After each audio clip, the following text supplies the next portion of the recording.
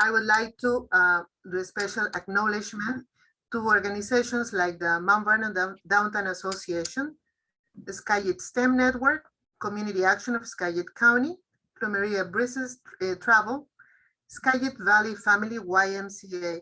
Thank you for making this presentation possible.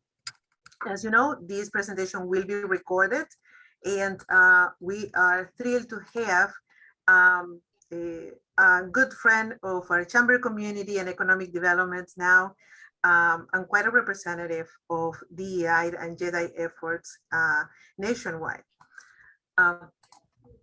Without further ado, I would love to introduce our speaker today, Kuma Roberts, our 2021 and JEDI Speaker Series presenter today. Kuma Roberts, IOM, is the Senior Diversity, Equity and Inclusion Consultant for Arrowhead Consulting and has over 10 years of organizational development experience, specializing in the business case for diversity, equity and inclusion, cultural competence, implicit bias, strategies for becoming an equity-centered organization, inclusive workplace language, as well as other elements of diversity, equity, and inclusion. As a graduate of the U.S. Chamber of Commerce Institute of Organizational Management, she has spoken to hundreds of businesses, nonprofit, and chambers of commerce on the best practices for developing a strategic plan related to DEI. Kuma is passionate about racial and social justice, with emphasis shifting policy and practice versus hearts and minds, and speaking to how more companies and organizations can harness the power of DEI to enhance their competitive advantage. When Kuma isn't speaking, she loves cooking for her husband, wrestling with her 3-year-old son, and arguing with her 16-year-old daughter. It is a pleasure to present Kuma Roberts, our speaker. Wonderful. Afternoon. Thank you, Sylvia. I'm really excited to join you all today and talk to you a little bit about JEDI. I cannot tell you how excited I was. I had not heard of the term JEDI until Sylvia reached out to me and asked me to speak at your JEDI series. And then I said, JEDI, oh my gosh, it's justice, equity, diversity, and inclusion. That's my life. I'm a JEDI. So absolutely, I want to talk about it. So I was really, really thrilled for the invitation and excited to bring this hopefully otherworldly presentation for you all today about using JEDI as part of your competitive advantage. Let's see if I can get my presentation here to click to the next one. This is how we'll spend our time together. We have just a little over just an hour together.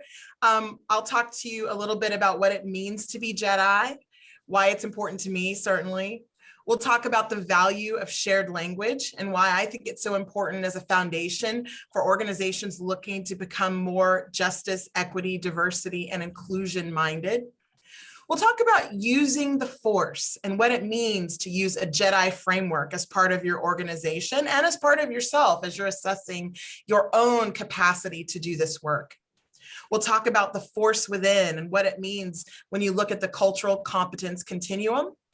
We'll talk about the diversity, equity, and inclusion matrix, something that is a tool I use to help assess where an organization places in terms of their commitment to JEDI principles.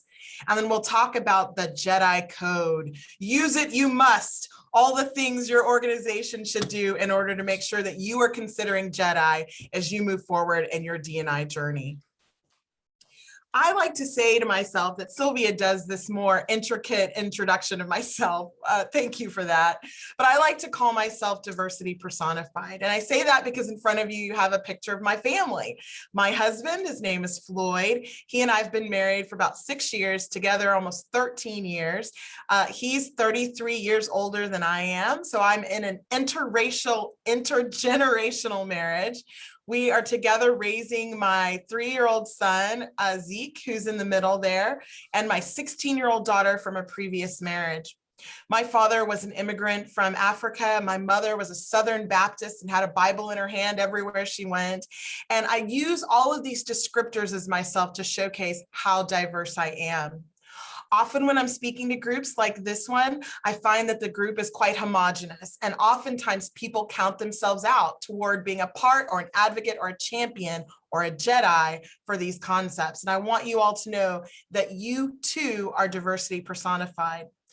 It has taken hundreds of years for us to create the systems and barriers that are hindering marginalized communities and people across difference. And it will take each and every one of you tapping into what makes you unique and diverse in order to help us unwind all that we have in front of us. So no excuses. You are diversity personified, and we invite you to be a true JEDI as we go through this presentation today. Quickly, I just want to share a little bit about Arrowhead Consulting. I spent the last 11 years or so as part of the Tulsa Regional Chamber of Commerce. I did a variety of roles in that position. I started in resource development and was raising funds and working with our donors. I moved into events and communications and put on, I don't know, hundreds of events, Sylvia, so I'm really familiar with doing the things that you've done to pull this together today. I then spent the bulk of my time at the Chamber, about 5 years, in education, where I ran a program called Partners in Education. And that's where I really got a firsthand understanding of what it means to be JEDI, because all of these principles really come into play when we talk about students and teachers and their experience and how the business community can respond to the needs of our K-12 system. From there, I moved into workforce development, where I really connected with employers and CEO and HR professionals so that I could see how the effects of JEDI principles were at play within their organization, their culture, their hiring, their recruitment, their retention, and then ultimately was promoted to the Vice President of Diversity, Equity, Inclusion, where I've done that for the past 3 years. In March, I left the Tulsa Regional Chamber and felt like maybe instead of just talking about all the things that were important to cultures and seeing all the things that I felt were going wrong within organizations, maybe I should think about consulting in order to help make some transformative change with my clients. I joined a friend's firm, Arrowhead Consulting. They deal with project management, leadership development, organizational effectiveness, and now diversity, equity, and inclusion. I'm really focused on creating DE&I action plans and equity frameworks and tools for organizations to use so that they can advance their JEDI principles within their own organization. So we invite you to reach out if you have any needs related to those issues. What I want you all to know today is that being a JEDI is a practice. Being JEDI means being committed to championing the work of employing just policies and equitable frameworks that foster diverse representation and inclusive outcomes. There's really a lot of meaning in those two syllables, JEDI. Being a JEDI starts with the principles that I've mentioned: justice, equity, diversity, and inclusion, and each of those has a different meaning. And all of those plays a really interrelated role when it comes to shaping a culture, the core values, and outcomes for your business and organization. When you use JEDI strategically, it strengthens your workplace culture, it prioritizes talent development and retention, and it builds community and ensures opportunities for all people. So let's dig into that shared language, because if we can't agree on the meaning and the definitions of all of these fancy terms, JEDI and all that that means, then how can we come to an agreement on the solution on how to fix those things? The first one is justice, and I've used Darth Vader here. It's all about dismantling barriers to resources and opportunities in a society so that all individuals and communities can live a full and dignified life. Ultimately, all those barriers are the isms, right? Racism, classism, sexism, ableism. Justice, simply put, is about doing what's right. Everyone has an instinctive understanding of what justice means, right? We all believe everyone should be treated fairly, that everyone should have access to the same opportunities at life, and that no person should be disadvantaged because of where they were born or what they look like or who they are. In the context of JEDI, justice is often specifically about dismantling systems and structures that create inequality. And it ultimately replaces them with systems that promote fairness and recreate opportunities for diverse groups of people to thrive together. In essence, justice is a product of creating a diverse, equitable, and inclusive society. Then we get into equity, where equity is about allocating resources to ensure everyone has access to the same opportunities. Equity recognizes that advantages and barriers and those isms actually exist. Equity is an approach, and equality is an outcome. And I'm going to take a moment to dig a little bit more deeply here, because I always experience people who say, I don't understand what equity really means and how does it differ from equality? Ultimately, some misconception, certainly in the chamber world, is that equity is a handout. It's something that's unearned, something that people take, that someone has to lose in order to gain, and that's not what equity is at all. And I hope that this image might help make it more distinct for you. Equality is at the top, where you have these four individuals who are all very different. One's a wheelchair user, one's a really tall guy, one's a woman, and one's a child. Equality means that everyone gets the exact same thing. Each one of those people has a standard bike. Wonderful, great, everyone's got the same thing. We want equality, right? But unfortunately, that standard bike doesn't do very much for the woman who's in the wheelchair. It doesn't do very much for the guy who's really tall and is trying to get somewhere and he's scrunched on this really tiny bike. And it works the same way for the woman and the small child. What our organizations are seeking, what we all should want, is more equity. Equity means that we're providing the right tool for people to be successful, for them to get to where they need to be in life. What equity calls for is that the woman in the wheelchair gets a bike that's made for her, specifically so that she can be successful and get to her destination. It requires that everyone gets the right tool meant for them in order to see success. Equity and equality are not the same thing. Ultimately, that's how we want the world to work, right? Is that building towards justice, it ultimately requires equity, so that everyone can have their bike and everyone can use it to reach their fullest potential. Now, I'm one of those presenters who I'm not going to just talk at you. I'm hoping that you are thinking about what I'm saying and that you're using your chat liberally. So please use the chat if you have comments or thoughts or anything you want to bring up, and I'd be happy to address them at the end of the presentation. And certainly there'll be opportunities. I've got a couple in here where I'm going to be asking for you to make comment through your chat. So please think about this and think about the difference between equity and equality. One of the easier things to think about is diversity, right? It's the easy one, and probably the one you're most familiar with. Diversity is the degree of difference within any given group.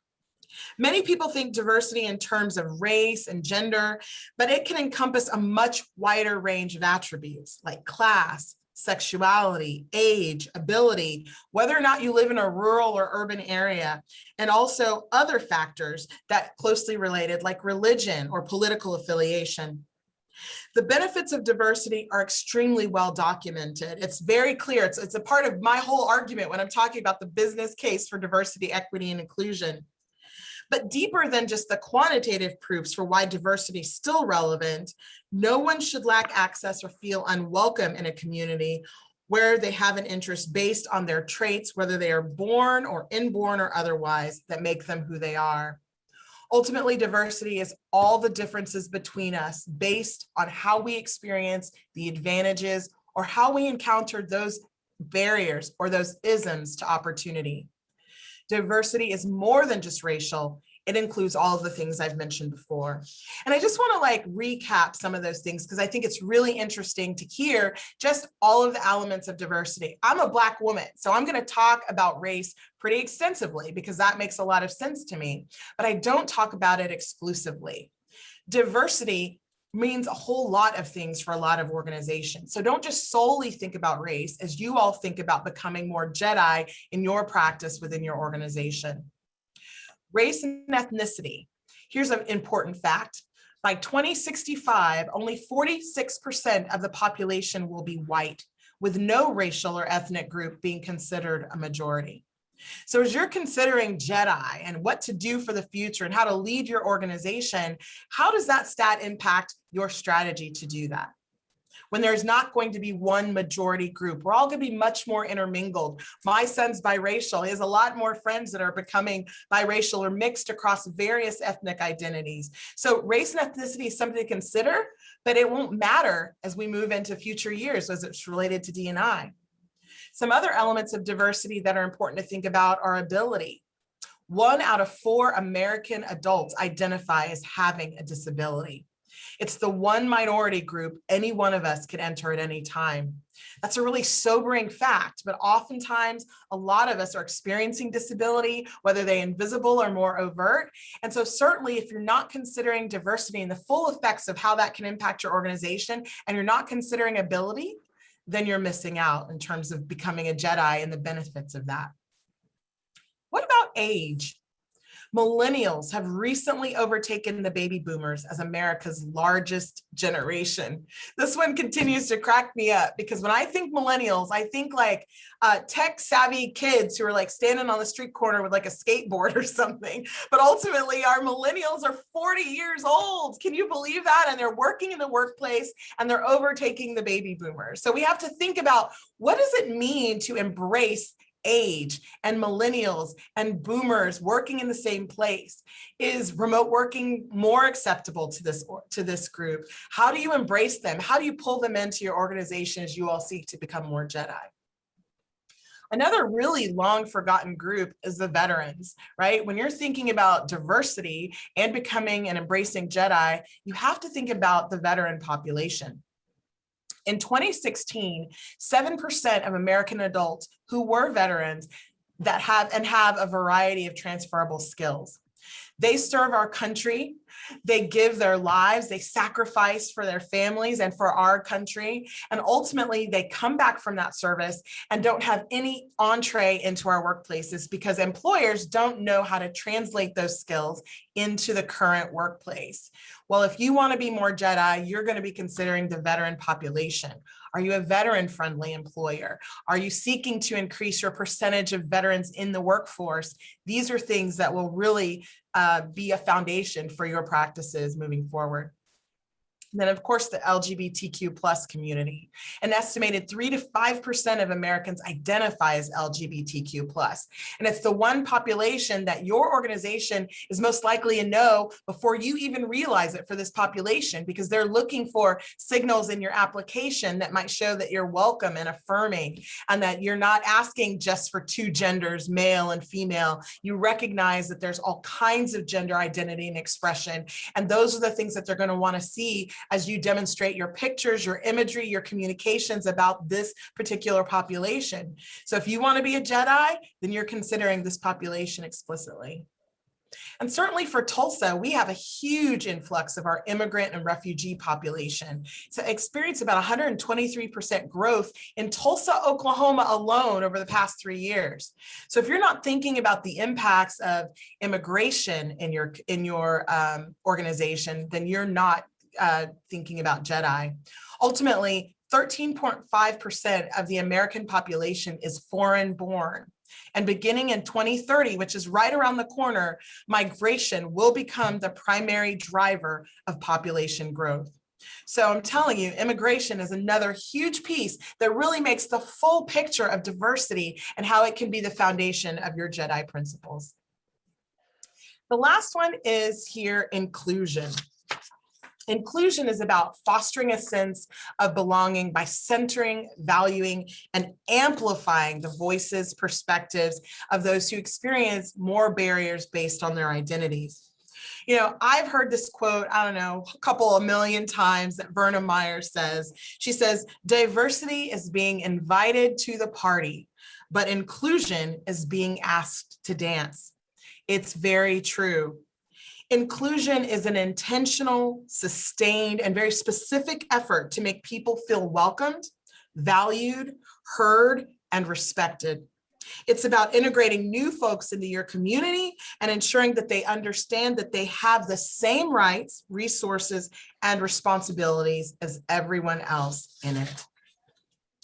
So I thought I'd just give you a picture of what inclusion looks like, because for me, it's really hard to picture it sometimes. We have at the bottom of the screen exclusion. We all know what that looks like, where there's a homogeneous group and on the edges are people across difference. What we've experienced certainly in the civil rights movement was segregation, where there was a homogeneous group and then there was all of these other tiny groups around it kind of grouped together. They weren't infiltrating into each other. But ultimately, there was integration, where we mixed the groups in a sense, but we still remained very separate. I think integration is a perfect example. On a Sunday in Tulsa, Oklahoma, there's Black church and there's white church. That's a vision of what integration really looks like. It's very rare to see the two mixed together, but yet we have integration when we have that. Inclusion is ultimately where everyone is a part of the whole. There is no like sort of inner circle or separateness to any group. Everyone fits in the circle together. And that's what we strive for when we're seeking to have JEDI within our organizations. So let's talk about the JEDI framework. Let's use JEDI thinking versus JEDI action. And the first way I want to talk about that is through the cultural competence continuum. This is one of the primary tools that I use to help get people thinking about not only where they stand within the JEDI framework, but where your organization might land as we think about opportunities to improve our policies and practices. At the top of this pyramid here, we have cultural destructiveness. And I know lots of companies that I've spoken to where they are operating in this mode on the continuum, where there's intentional attitude, policies, and practices that are ultimately destructive to cultures and individuals within a culture. That looks like the a swastika on the shop room floor of a manufacturer, or a Confederate flag for some. It can be very triggering to have those things, but sometimes workplaces are operating in that space. It looks like in action, when people refuse to include cultural perspectives in how they're teaching or training or onboarding staff, it's presenting one perspective as the perspective. That's the only way that things are done within this organization. So I'm going to ask you, how many of you have seen or witnessed an organization that's operating out of cultural destructiveness? This is not a place where I want you to write your comments in the chat, but I do want you to think about the fact that there's a next level there, and that's cultural incapacity. Cultural incapacity is a lack of capacity to help different cultural groups due to biased belief against anything outside of the mainstream culture. What that looks like is when you have a large group of people complaining about a multi-perspective or a multicultural approach to a program. Perhaps they resent time spent learning about D&I or JEDI principles. And oftentimes they think, well, I don't really want to get involved in that. It feels like they're politicizing the issues related to JEDI principles. That's when an organization is operating in incapacity. How many of you know a company like that? The favorite one here in Tulsa, Oklahoma, Sylvia knows, she's got family in Broken Arrow, is cultural blindness. Cultural blindness is where we maintain that the dominant cultural approach is universally applicable, and it ignores cultural strengths and encourages assimilation. This shows up in our workplaces when people say, I don't see color. I just want the right fit for my company. I just want to treat everyone the same. We all bleed red, right? That's that equality method applied to everyone. And ultimately what that leads to is blindness, where you're just trying to overlay a common solution, that same bike for all of the people within your organization, and that's not appropriate. Now, if you want to become a JEDI and you're really thinking on a personal level that that's the next step you want to take, you're going to want to move into the next three categories that we want to talk about here. Cultural pre-competence, where you're starting to incorporate culturally relevant and welcoming imagery. You're employing people representative of the population that you serve and in the community that you sit. The next level from that is cultural competence, where you start accepting and respecting difference, and you're doing continued self-assessment and personal assessment, as well as expansion of your own knowledge and adaptation of your understanding in your work and in your relationships with people. And then the sweet spot is proficiency, where you are deliberately inclusive. You're doing regular assessment of responsiveness and cultural needs of the staff and those you serve in the community. That is the cultural competence continuum.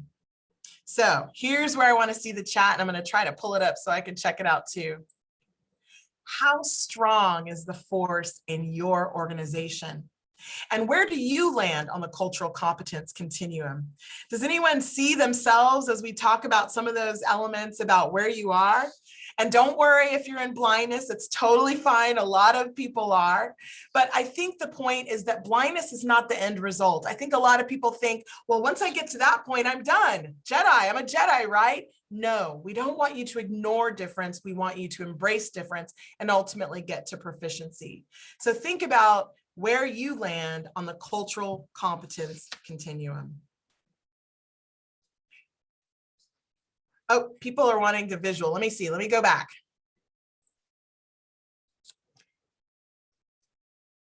Wonderful. I've been learning D&I for 25 years, and the more I learn, the more there is to learn. That's absolutely right, Layla. I totally understand. I learn so much every day, and I've learned a lot about this justice piece that is a part of this JEDI framework. And that's what's really interesting to me as we think about, we'll get into that JEDI thinking. Someone says they're in pre-competence, they're working on it, but just cracking the surface. And I agree. It is not something that you're just gonna like click and you're gonna have it tomorrow. We're still learning. I'm still learning. I have my own challenges and biases and assumptions that I have to challenge each and every day. And so depending on the setting, I'm probably in blindness for a lot of different cultures. I'm not LGBTQ+, so I don't really understand a lot of the barriers and challenges for that population. I just see people. I don't really think about how that impacts their life or their perceptions or their experience in the workplace for sure.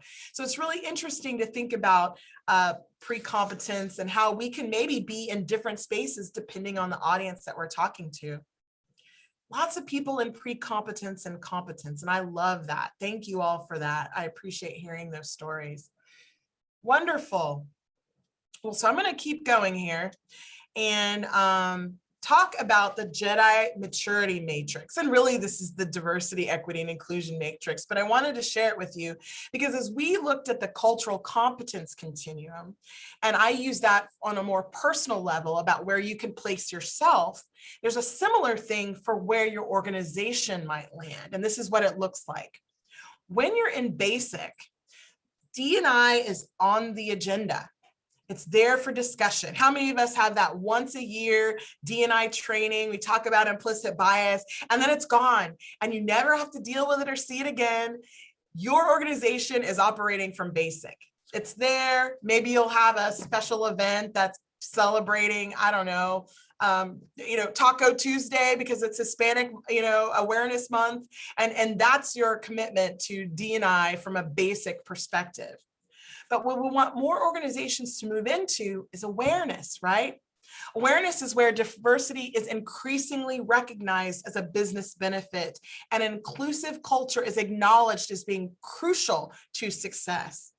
D&I initiatives are employed and deployed at a local level, and they're monitored and continuously improved upon so that you move from that sort of beginner sort of tokenizing stage of having just a taco day to celebrate Hispanic awareness. Maybe you're moving into having someone speak in Spanish while you're doing a program in English, and you're bringing together people who speak Spanish fluently to a session that you might be doing, right? Or you're thinking about how to incorporate a conversation or perspective about someone who's a veteran or who is an LGBT, or you're bringing a panel of people across age so that they can talk about their different perspectives in the workplace. That would indicate that you're moving into awareness.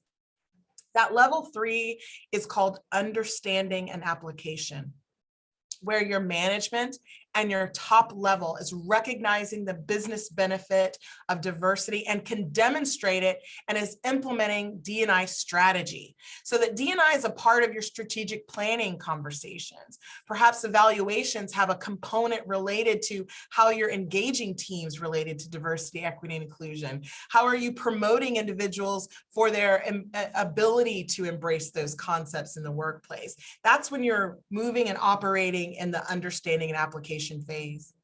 And then similar to competence and proficiency, we've got the integrated and the sustainable levels. And as you can imagine, integrated is fully a part of how you're doing your work, right? New policy, we're thinking JEDI. New person, we want to make them feel included, we're thinking JEDI. Oh, we want to develop a new program. How are we going to do that so that we can be more JEDI? That is what it looks like to be integrated. Then sustainable is just how do you maintain that?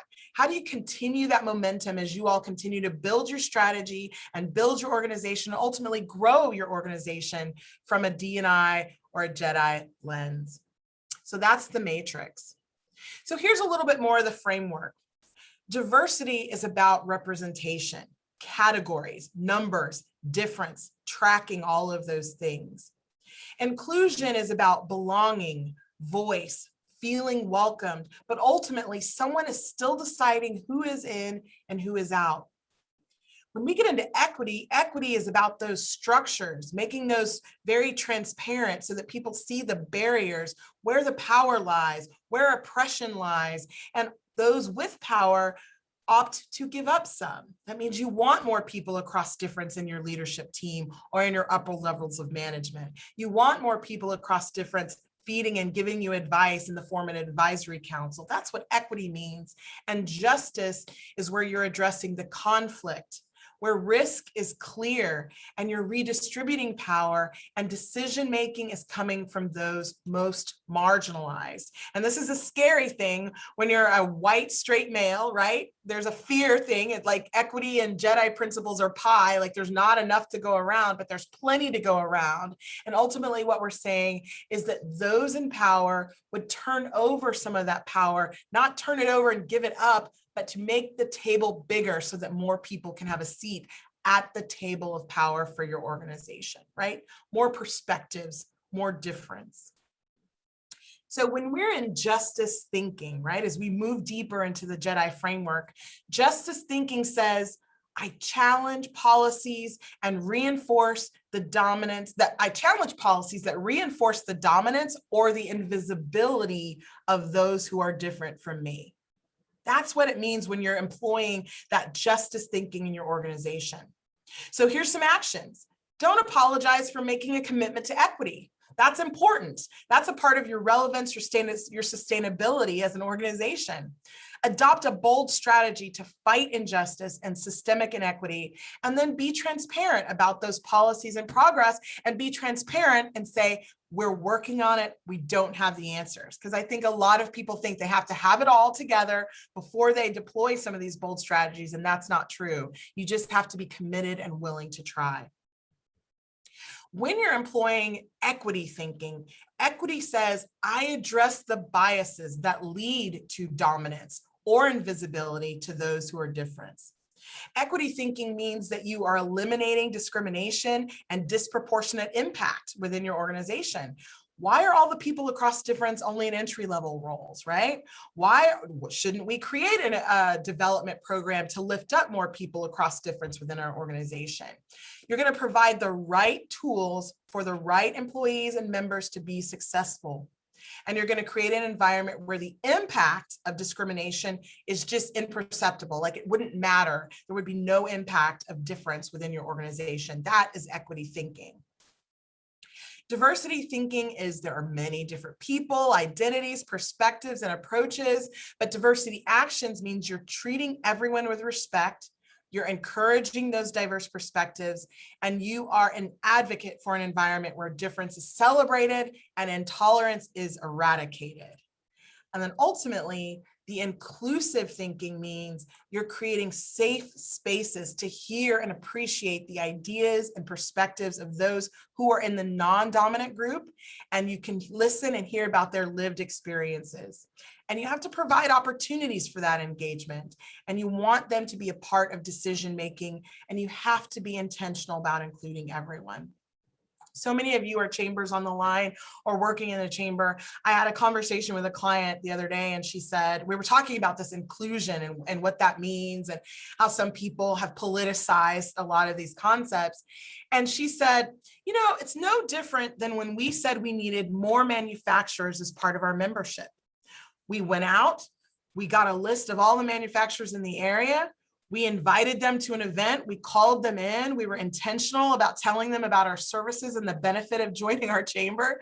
And we, as a result, have more manufacturers as part of our membership now. I think it's the same about D&I. You have to be very intentional about what you want to see different.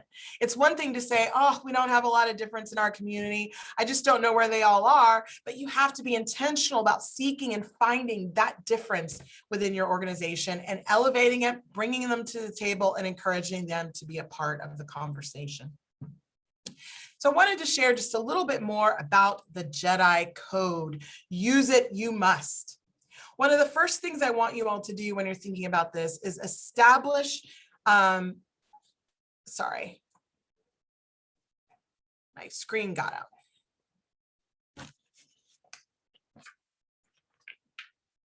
My apologies, hold on just 1 second. Establish the shared vocabulary for talking about diversity, equity, and inclusion practice. Oftentimes people don't have the shared vocabulary. They don't know how to discuss these things. And therefore they end up being that one time a year, you bring in somebody like me, you talk about it once and then you let it go. You have to talk about these things consistently, whether it's a D&I moment at the top of your staff meeting or any opportunity that you would bring everyone as part of your organization together. You have to make people get comfortable feeling uncomfortable. I had so many countless discussions with my staff as I worked at the chamber last year during the summer after the George Floyd murder. Conversations that were just so difficult, but we were given that shared language about what it means when I say equity, what it means when I say emotional tax or racism or microaggression. I basically gave them like a cheat sheet of how to talk about these things. And that made the discussion so much better, so that when we had the daughter who was whose father was a police chief, and we had the woman whose husband is just a Black man and who's consistently getting pulled over by police, we were able to have an uncomfortable but very productive, relevant, safe kind of conversation that allowed people to feel comfortable expressing how they feel about things, but also recognizing the impact of these different groups across the organization. The next piece of the JEDI code is identify. It's really important to identify JEDI champions at your board level or in your leadership level within your organization. There's really a lot I could do as a D&I person. I was made to wake up every day and think about these concepts, but I was able to do so much more because I had embedded champions that were not only in the top leadership of our organization, but also within our board or outside champion or partner organizations that you can bring in and leverage to help continue these conversations up front.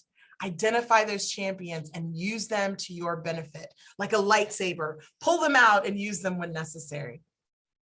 The next part of the code is name. Name the JEDI framework as a part of a strategic imperative for your organization.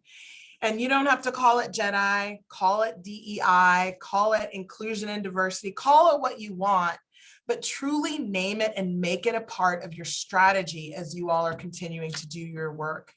When you do that, you will waken up those in your community who are thinking, they're just not doing anything. They don't care about this work. They're not focused on this.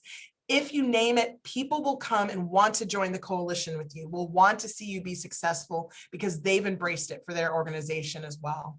It's called coalition building. I think we do that really well as part of chambers and economic development organizations. The other one would be create, continuous dialogue for your commitment to these principles. And like I said, it's not always easy to do this, but have more panels across difference in your community, discuss the impacts on the workforce for the veteran population, talk about LGBTQ plus policies and practices. In Oklahoma, we have the bathroom law, right? You have to go to the bathroom based on your gender, and all of these things that are hindering people from living their full and best potential in our workplaces. How can you coalition build and create conversations that attack and address those issues head on? And then ultimately disaggregate data to support turning JEDI thinking into action. All of those different things we talked about, that thinking versus action. Look at the data and understand where your community sits. Do you have an underrepresented African-American population in your organization? How can you be intentional about seeking that? Leverage the data, not as a hammer, but as a flashlight to illuminate areas for you all to activate your JEDI principles. So another time for some questions. Share one way that perhaps you've learned today, or one way you're already engaging your JEDI principles within your organization. Use the chat. I'd love to hear from you on that.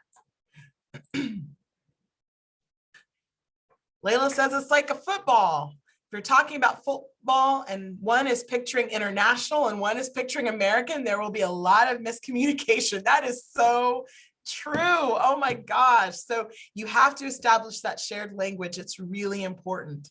You have to establish the same field to play on. Anyone else want to share some principles, the JEDI principles, or some ways you all are thinking about JEDI within your organization? Julie says they are becoming a just organization, working through internal policies related to that program. That's a new one for me, but I do believe that that's a trend. I've been really focused on equity. I think we get diversity and we get inclusion, but it's really that equity and justice that will be the things that will be sort of game changers for organizations to embrace those concepts really moving forward.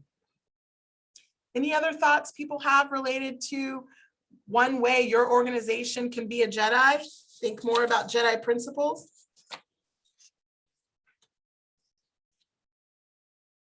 Great. Elizabeth says community actions facilitation of the Skagit Latinx Advisory Committee creates opportunities for people with lived experience to advise policymakers. Yes, yes, yes. Thank you. It's one of the many ways people with lived experience are moving into community leadership.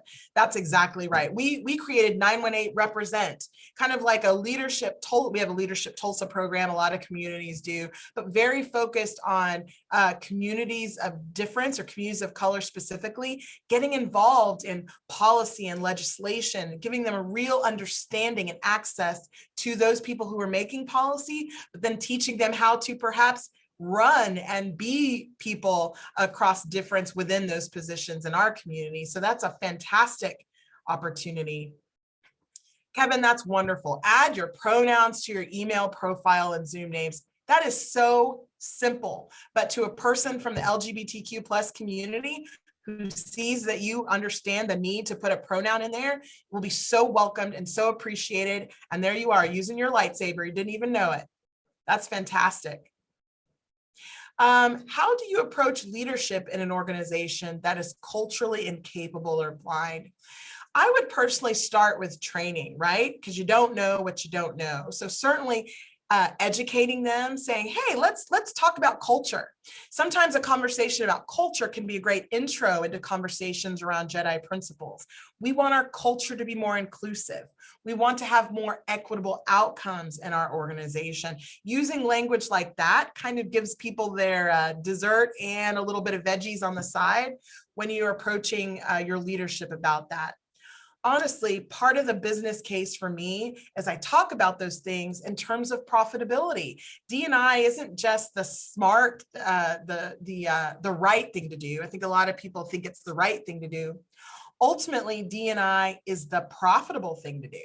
Because when you're embracing the JEDI concepts, you're opening up your workforce, you're embracing retention, you're reducing turnover in your organization, you're thinking about developing your next succession planning, and so the sustainability and longevity of an organization. So those are the tactics I use to approach leadership when talking about this, because I'm not trying to change your heart and your mind. I'm just trying to change your pocketbook and your bottom line. And sometimes it feels icky to some. That is the approach that you have to take in order to get people engaged in this work. Fabulous question. Thank you so much. My presentation is over, but I want to use whatever time we have left to take some questions so that we can just get to know each other better.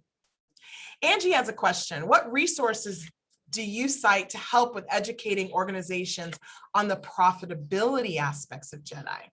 Certainly, I would just Google a business case for diversity, equity, and inclusion. The business case, there's organizations like McLean, like Deloitte. They have full white summary papers that talk about, surveying Fortune 500 companies and the value of D&I to those companies and how they've impacted innovation, growth, retention, turnover, all of those things. And so I would say that McLean and Deloitte are kind of like those top level research institutions that have some incredible documentation around the business case for diversity and inclusion.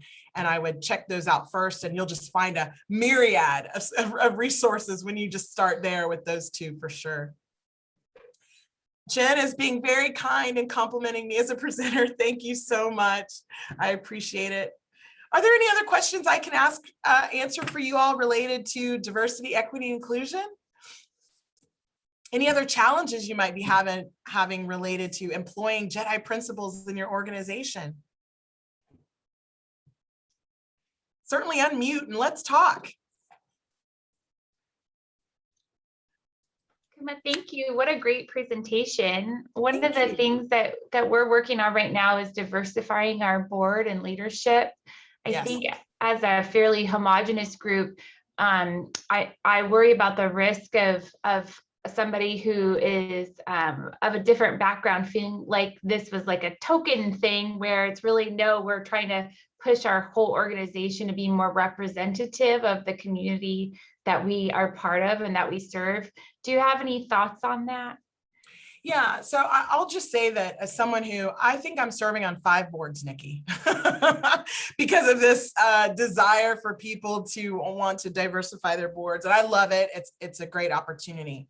But tokenization means you're just checking the box, right? And so that fear of tokenizing is a fear that you've not embedded these principles enough in your organization. What you want to have is real relationship, because when you have real relationship with someone across difference, they won't feel tokenized when you ask them, I need your help. We're trying to really do some hard work of getting some different perspectives here on our board, and I need you to join us, right? And I know you, and I have a relationship with you, and I work with you here, and I see you work here. I think there's a difference between just like, hey, you're Black, join this board, or hey, I know where your skill sets are. You do incredible work in marketing, or you do incredible this. Join our board to not only add that, like the skill set you bring, but also your different perspective for your lived experience. That will be the way to kind of include more people in your board. Any other questions?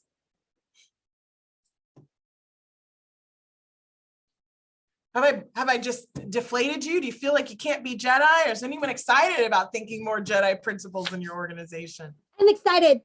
Yay, Layla's excited. I love it. Anybody else? What are the fears? A lot of people have fear. You know, I think Nikki talked about it, this paralyzation that we all experience, right? I'm going to say the wrong thing. People are going to think I'm tokenizing them, and that's not the case at all. Like, how are you dealing with that? Or do you have any questions around that?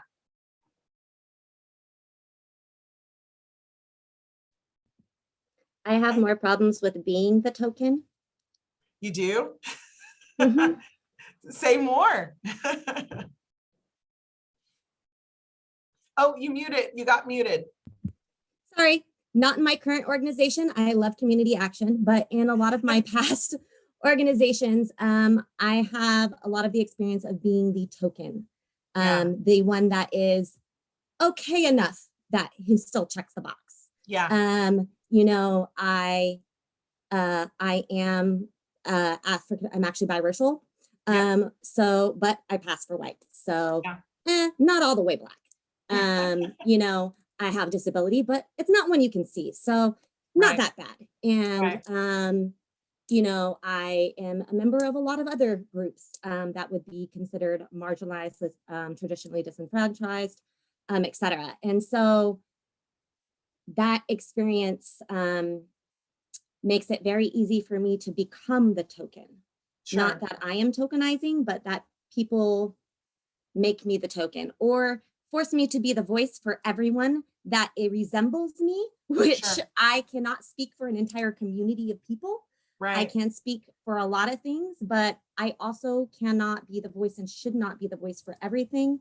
And sometimes that is a lot of mental stress and work for me that I think people don't always understand or acknowledge. That I don't mind doing the work because I love that it's getting done. But at the same time, there's times where that is a lot to ask of someone else. And I don't think people who aren't in that situation necessarily understand the mental tax that that comes at. Yeah, that's called emotional tax. And many people across different and marginalized communities pay that tax every single day they walk into a workplace, every single day they walk into a boardroom. And we all carry a backpack when we're born on our backs, right? And every day something happens to us, we have an experience, and it's like adding a pebble to that backpack. And for many of us, that backpack gets really heavy. And so I certainly was at max capacity last year after all that happened last summer. You know, I was tokenized. I was the person being asked, well, what do you think? Or how should I do this? Or how should I do that? And I was so impressed with one of my friends, another Black woman said, she responded in a text, I don't have the emotional capacity to have this conversation anymore. I love you. I appreciate you, but I cannot answer this anymore. And I just thought, wow, brave. She said no. And so there's a fairness, Layla, about just saying, you know, I can't do this anymore, right? And taking the time you need to take care of yourself. I think that's for true. But tokenization is real, but I've decided that I will only want to take part in organizations that believe as I believe, that are advancing equity, that make these tenets, that stand on the tenet of being a JEDI equity organization. And so that's something that I've really just said, I'm not doing anything unless it aligns with my personal core beliefs. And I see that reflected in their everyday principles. And that's really eliminated a lot of the chaff, but there's still 5 organizations that I feel like do that. So the Y is one. I heard the Y is a partner here, a sponsor. So thank you for sure. I'm on the Y board. I have to say that community action, that is the reason I joined the organization. Wonderful, wonderful. I think a lot of us have decided to move toward things that fuel our passion, align with our values and our beliefs after, you know, COVID and all that's happened. Life is short. Why are we spending time being a part of and joining an organization that doesn't make us happy, doesn't align with our values, and isn't embodying the things that make everyone feel welcomed, understood, and heard? Claudia says both diversification of boards and training current leadership as to DEI need to be done authentically and consistently. Absolutely right. Because systemic oppression by many BIPOC haven't had the opportunity to reach leadership opportunities. So we don't have enough BIPOC to serve on boards. We have to be mindful of burnout. Current leadership needs to rise, and then sometimes step away. We had a chamber. I don't know how many of you all have head tables. Oh my gosh, Sylvia, the head table. Who's going to sit at the head table? And every time it would be the top sponsors of the organization, and it would just be a table of white men all the time. And so sometimes we started asking, once I started getting the job, who within your organization would you suggest could have the opportunity to have dinner or lunch with us for this event and sit at the head table in your place? And it was interesting. They began sending their top women or their top minority leadership or the, you know, it started to showcase a very different face for the organizations that were sponsoring our organization. But it was asking, some people were resistant to that, right? Some people didn't want to give up that spot at the head table, which I understand. But certainly those that did, it was really interesting to see that they wanted to showcase the diversity of individuals they have, and they were just asked to do it. And sometimes we just have to ask and not make assumptions.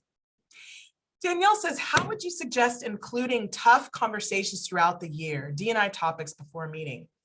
I would think about an equity, leading with equity, and then creating like equity questions at the top of everything. As we're talking about policies, we're talking about training, as we're talking about strategy, just ask some questions at the top of the page that are related to equity. And I'll share those. You know, is everyone at the table? What is the impact of these decisions on the communities that we're serving or people within who are marginalized within our organization? It's just like some things to keep top of mind, and putting them sometimes in just kind of like a boilerplate at the top of everything you do. Your board expectations, your board onboarding, all of your documentations for new employees can really mean the difference in them understanding that you're embracing concepts related to JEDI. You guys, it's 3:57 for me. It's what, almost 2 o'clock for you all. I'm so grateful for the opportunity to present to you all today. Sylvia, I'm going to turn it over to you and say thank you from Tulsa, Oklahoma. I hope to hear and see many of you again soon. Thank you. Thank you, Kuma. It certainly has been a pleasure to have you presenting, as we can see the engagement from our participants. Just as a reminder for everybody, the recording of this presentation will be available at our social networks later today or tomorrow. This is effort in partnership with our Skagit County Chambers of Commerce, as well as the Economic Development Association. So that's, you know, among other things, something that we're very proud of, that we've seen the value and the work that needs to be done on DEI and JEDI, and creating a better community for all of us, where we all have a voice and where we all make our community a better place. Thank you to the Mount Vernon Downtown Association, Skagit STEM Network, Community Action of Skagit County, the Skagit Valley Family YMCA, and Primaria Breeze Travel for the sponsorship on this event. Of course, a huge thanks to Kuma Roberts for joining us from Tulsa, Oklahoma. Can't wait to meet you next time I am there visiting family. And also invite all of you to our next JEDI Speaker Series presentation that will be delivered on September 14 at 1 in the afternoon, where we will have Dr. Ismael Vivanco, the superintendent for the Mount Vernon School District, who will be delivering on how to create a sense of belonging through a culture of dignity. So join us in the next few days. You will start seeing the reservation list opening up. We would love to have you, and of course, share with your coworkers and the community the value of DEI and JEDI efforts. Thank you, Kuma. Thank you for being part of this presentation, and thank you all for attending.